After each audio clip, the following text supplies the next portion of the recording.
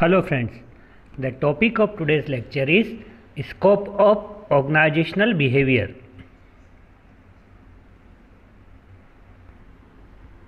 Organizational behavior influences the attitudes of people, their working conditions, and above all provides competition for resources and power.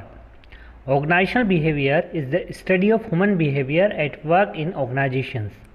The scope of organizational behavior integrates three concepts, respectively individual behavior, interpersonal behavior, and group behavior. Individual behavior. It is the study of personality, attitude, inspiration, and job satisfaction of a person. In this study, we interact with others to study them and make their assumptions about them. Interpersonal behavior. It is a study of people's leadership qualities, group mobility, group struggle, power and politics, as well as through communication between employees and their subordinates. Human behavior can be understood at the level of interpersonal interaction. Organizational behavior provides means for understanding the interpersonal relationships in an organization.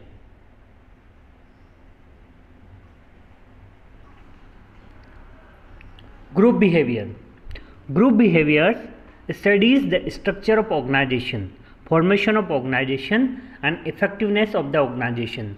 Though people interact anything at their individual level, they are often modified by group pressures, which then becomes a force in shaping human behavior.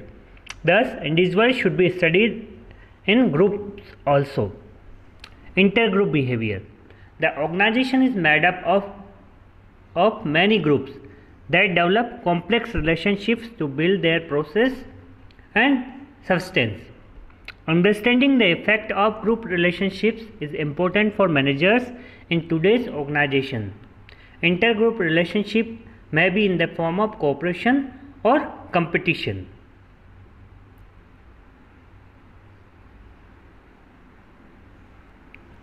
Reasons for studying organizational behavior. Organizational behavior is concerned with the study of what people do in an organization and how that behavior affects the performance of the organization. It helps in controlling and directing behavior.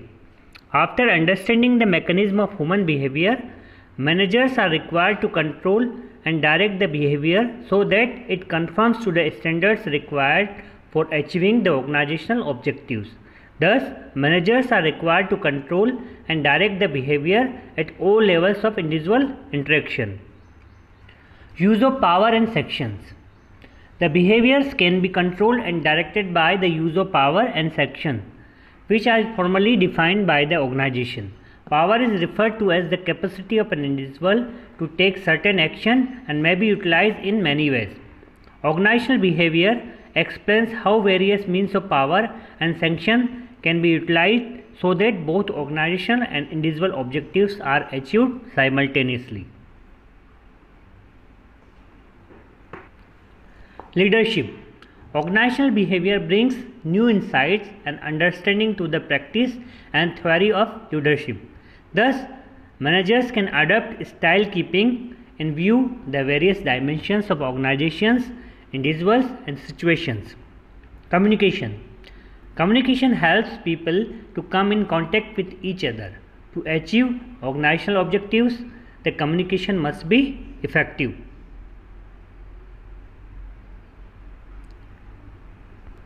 Organizational climate.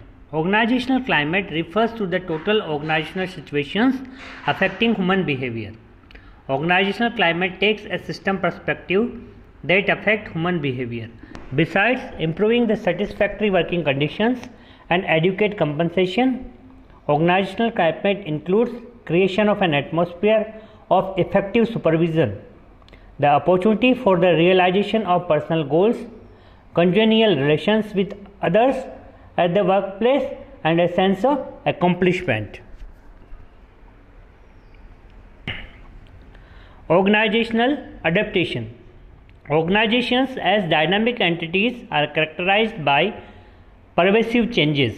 Organizations have to adapt themselves to the environmental changes by making suitable internal arrangements, such as convincing employees who normally have the tendency of resisting any changes.